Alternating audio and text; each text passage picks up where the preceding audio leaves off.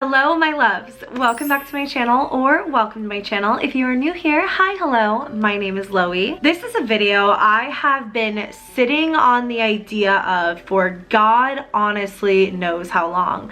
I read a lot of stories, which I put into the viral scary story category, but originally viral scary stories to me were Twitter thread stories. And back in the day when Dear David and TeletubbiesFact were the first and kind of the only ones in this Twitter thread live update sort of method of storytelling, that was what I just kind of called those videos because I didn't really in the moment know what else to title them. Fast forward to today, I title pretty much anything on my channel viral scary story if I feel like it is a scary story that in some way or another has gone viral.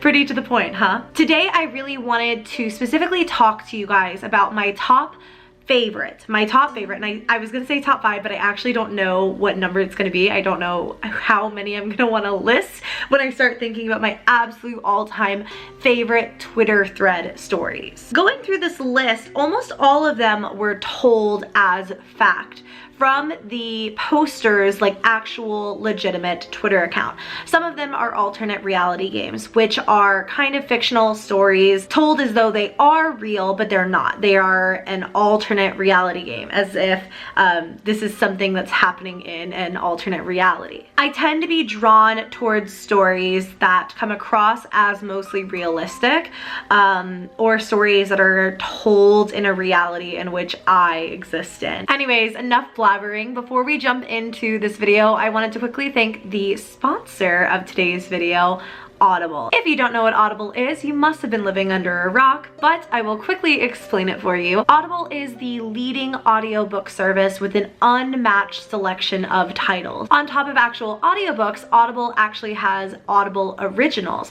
which are Audible original titles that you can only find on their site. No matter who you are, there is something on Audible for you, and I personally am under the belief that we could all use to learn a little bit more.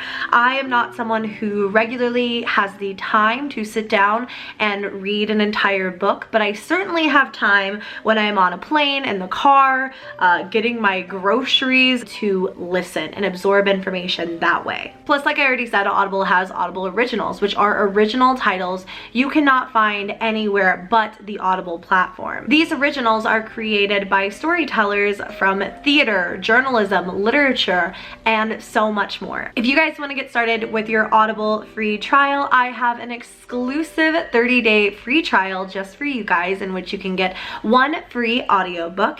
In order to do that, you will want to go to audible.com/Loey or just text Loey to 500-500. When I tell you guys about Audible, it also feels like a mini book club because I always recommend you guys a book. I found a whole Reddit forum like dedicated to the best Audible picks, which was amazing, and someone highly recommended My Best Friend's Exorcism. And this title, just from looking at it, really creeped me out, and as I began to read further into it, I realized it was 100% a story for me, so I think it is 100% a story for you guys. To read that, just go to audible.com/Loey or text Loey to 500-500. Thanks very much to Audible for sponsoring this video, and let's get right into my favorite viral scary stories. Again, I say favorite viral scary stories, but really we're just gonna be focusing on my all-time favorite Twitter thread stories in this video. And what kind of favorite, best, scary Twitter thread stories video would this be if Dear David was not the first thing that I mentioned? Let's go ahead and get it out of the way first here, kids. I think that Dear David is my all-time favorite scary story that I have ever read online. Dear David really captivated me in a way that no story ever has before or since. Dear David is told through the Twitter account of Adam Ellis, who is a celebrated cartoonist and illustrator here in the United States, and he formerly worked for BuzzFeed. In this story, Adam tells it through his own eyes, and essentially his apartment becomes haunted by the spirit of a young boy. One of the main reasons I wanted to tell this story is I saw on Adam's Instagram account. We follow each other on Instagram. It's fine. I felt very famous when he followed me back. I saw on his Instagram story he is leaving that apartment. And I will be so curious. I know that Dear David has come to a stop for now, but I will be so curious to see if there are any further updates now that he has moved out. Dear David begins with Adam explaining the dream that he had first had about a young boy in his room. And this boy's story was terrifying, to say the least. As the story progresses, Adam notices David manifesting in the real world and outside of his dreams, going so far as to torment his cats and knock things off of the wall. At one point, David is even seen in photos hanging over Adam's sleeping figure. And this story became so scary, and I don't even want to spoil it for those of you who have not heard the full story. So I will link my full 2 recaps down below. I did a multitude of videos on this. I think part like 9 was the finale, but then I also created 2 videos fully recapping the entire story. So those will be linked down below if you've never read it. It is really creepy. Some people find that the immersion isn't as great when David manifests in the form of a small young boy with a dented head. People say that he didn't look real in those photos, that he looked like a doll. No matter what, at the end of the day, if you take it for what it is, which is a story that is meant to terrify you, I think it definitely gets the job done. So that is my all-time favorite viral, scary Twitter thread story. Now there is a Dear David film coming out, so I can't wait to see what happens with that. And hopefully my entire channel won't get copyright striked once that movie comes out. Number 2, some of you may have never even seen me cover because it was such an old story at this point. So if you've never heard of it, I'm really stoked to be the one to tell you about it. This will be referred to as the Ryan thread. Some of you may be surprised that this is my number 2 when there are a lot of other stories that I've talked about and made multiple parts to, but the Ryan thread just really threw me for a loop. Now we call it the Ryan thread because the person who was writing it was named Ryan, and he was house sitting for a neighbor. And when he came to the house, he realized that everything was just not quite right. The lights wouldn't turn on in the home. There were some really creepy books on the bookshelves. There was an extremely creepy doll in the corner of one of the rooms on a rocking chair. The woman who owned the house had a dog, and the dog was to be kept in its cage pretty much at all times, which again, Ryan thought was really, really strange. And after being at the house for some time, Ryan began to notice scratching sounds coming from the basement.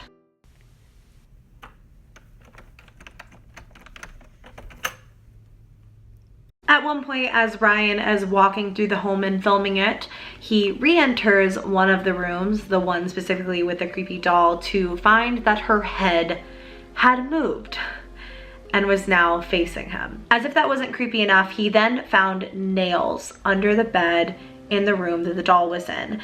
And one of his followers responded to him and said that they had, you know, dealt with curses and the paranormal and all of this kind of stuff in the past, and that nails are a very strong indication of either someone placing a curse or someone who knows that they are cursed, who is trying to protect themselves. The last I had heard, Ryan noped his way out of that house and never, ever returned. But I really hope he took the dog with him. He never updated on that. And I hope that dog is happy now. This one creeped me out so bad because if it was an alternate reality game, if it was all fictional, Ryan did a phenomenal job at immersing us in the story, and everything about it was just so weird, from the lights not working in the home, to the doll, to the doll's head moving, to the nails under the bed, to the scratching sounds in the basement, and the poor dog being locked up in its crate all the time.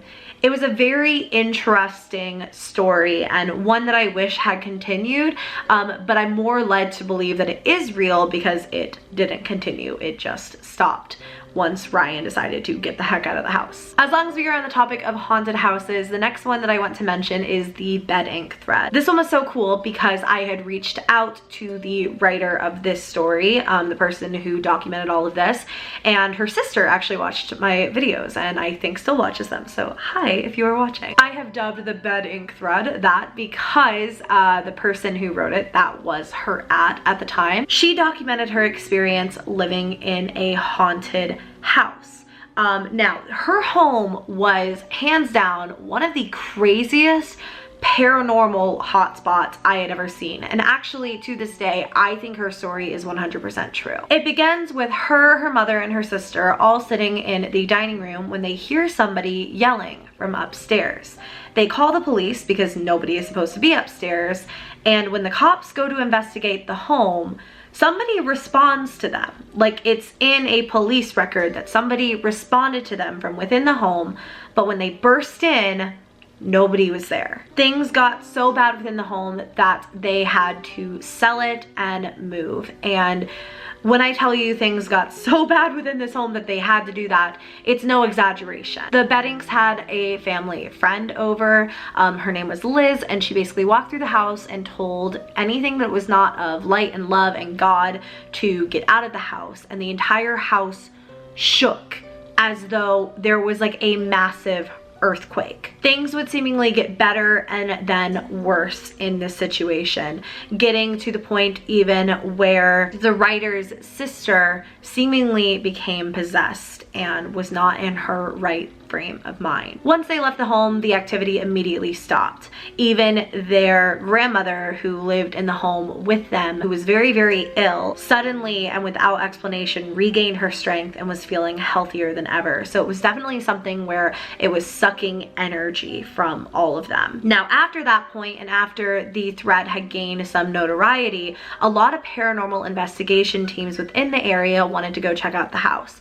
And the things that they caught on camera and on EVP were so scary. If you want us to ask more questions and talk to you, turn on a light, please. Any of them. A few more questions if you like. Okay. Thank you.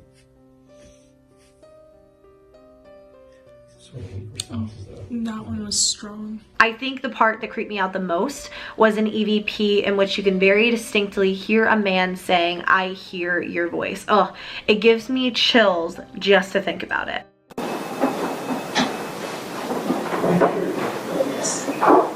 I have not checked in on this thread in a while, but the writer of the story had told me there were a few more updates that she wanted to make, so I think there might be new information out even as I am like making this video. So if there are any updates, I will make another video on the topic. But that was one that creeped me out so bad because, again, out of all of these, that was the one where I was like, I would be shocked if that story was not 100% or at least 95% real. Next up, let's talk about the strayed away thread. And this was something that I filmed a very brief video on while I was in Bora Bora earlier last year. The reason I throw that in is I was supposed to be vacationing. I was supposed to be chilling out.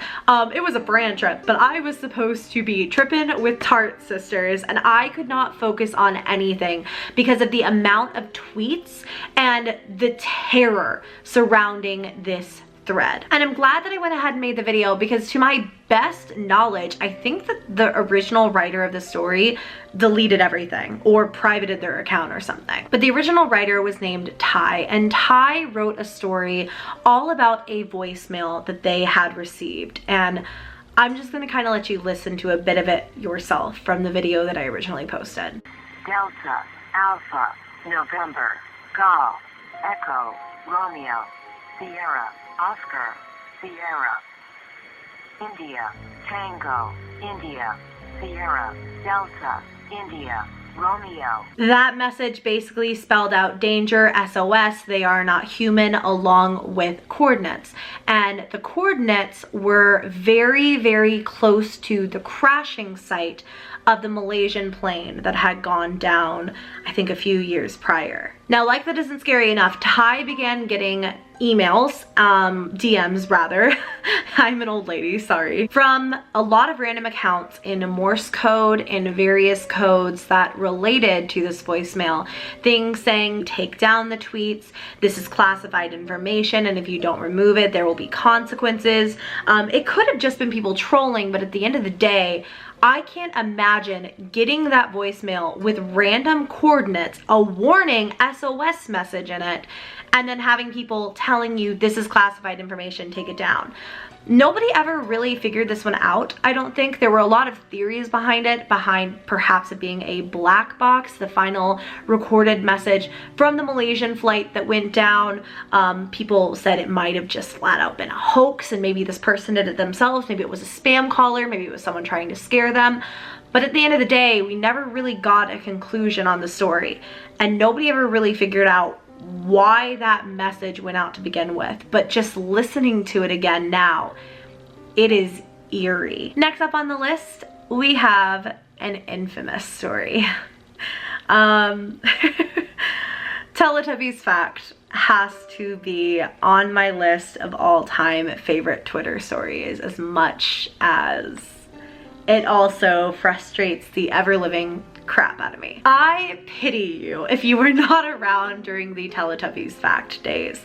It was a time filled with gore, with terrifying threats from the owner of a Teletubbies Fact account, codes, troll tweets, etc. It was an absolute show, but scared me to pieces at the time. Scared me to the point that there were real life things that were happening where I had to kind of take a step back and be like, okay, does this have something to do with this random Teletubbies account? Because like my life was so weird at the time. The weirdest things were happening around me. My apartment was so haunted, and then there was this really scary Teletubbies troll account that I was following that was talking about his wife and kids not being fed at Chili's. So, can you please let my 3 beautiful starving children inside your restaurant so they can eat? Please answer, this is urgent, at Chili's. It was a trip, and essentially what this story was a troll account that people like me took seriously, followed, kind of created a narrative where there seemingly was none. It was all just this guy kind of, you know, goofing off and using this account for fun. And then as people started following it and creating a story out of it, he began feeding into it and writing a story about it. The owner of the account was a man named Gary Sampson, who was married to his wife Sharon, and they had 3 children, not 2, if I am not mistaken. This is Sharon's family. We managed to get on her account.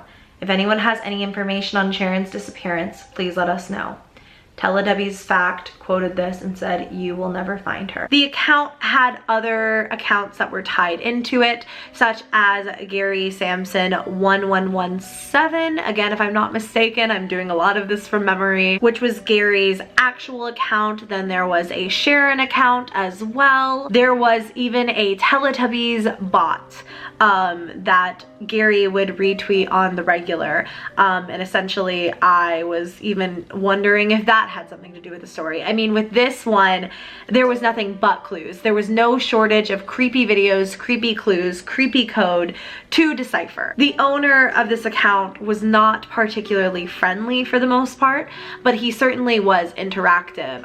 And once I really started getting involved with the story, one of the last things that happened on the account was a DM to me with code. The account sent me this picture and it super creeped me out, and then underneath I have the following message. The letters IWYVYOTL CUN13DZ. I watched your video. You're on the list. See you in 13 days. So I felt very directly involved in the story, and I felt very directly involved when the account went down.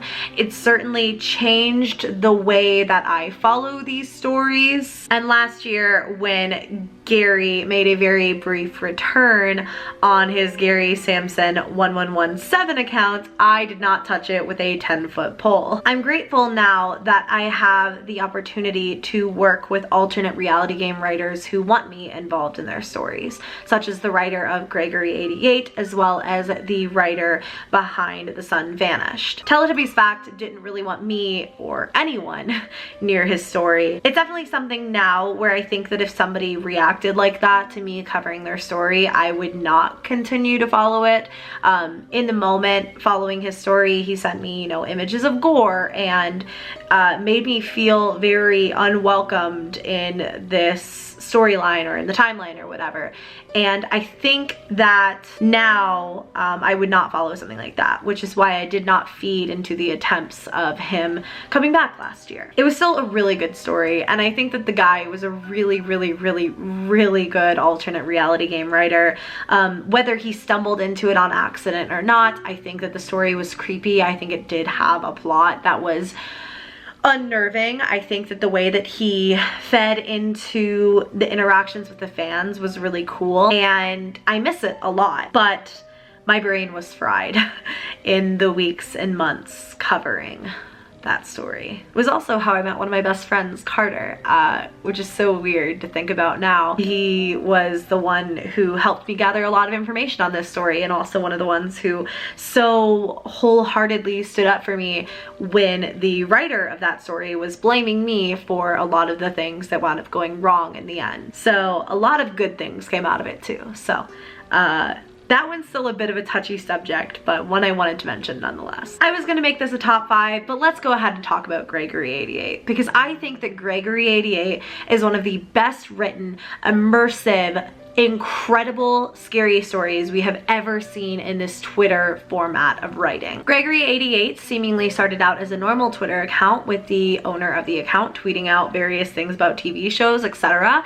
And then he began writing on inheriting his grandfather's old home in the woods in the middle of nowhere. Weird things happen around the house. He begins finding artifacts around the home that he can't really make any sense of. He even sees a woman standing in the woods, an eyeless woman in front of his home, and he has no idea who she is or what she's doing there.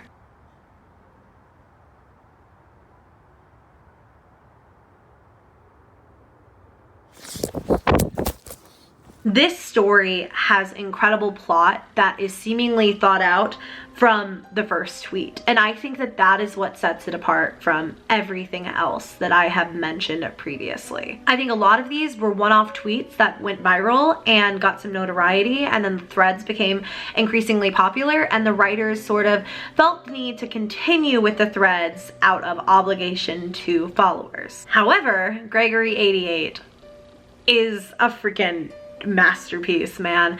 I think that that is one of the scariest stories that has kept me up at night, that has creeped me out so terribly, that is so well written, so well thought out.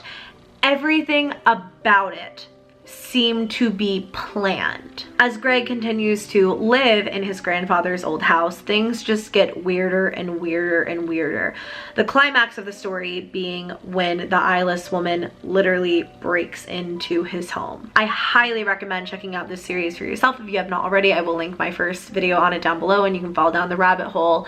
It was phenomenal, and I don't know if it's totally over yet, but I certainly hope not. Those are my top 6, with an honorable mention going to The Sun Vanished, which I do so enjoy and highly recommend, and it is still ongoing, and it's one of the only current viral Twitter thread kind of stories right now.